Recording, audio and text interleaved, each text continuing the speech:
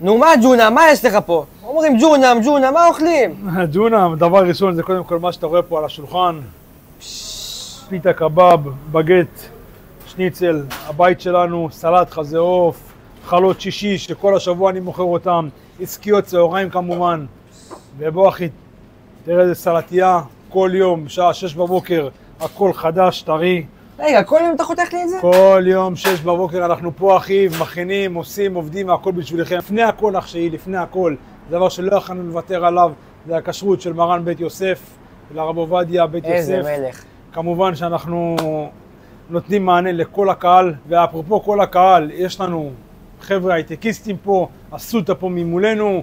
איפה אתה נמצא? מה זה? הם נמצאים, לא יודעים אפילו, הם לא יודעים. בבקשה, אנחנו נמצאים במתחם כלניות, בשדרות מנחם בגין 121.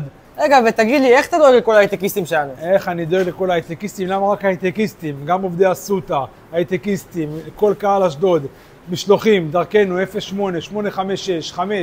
08-856-5999, דרך תנביס, וולט, משלוחה, סיבוס, כל דרך אפשרית אתה יכול להזמין דרכנו אחי.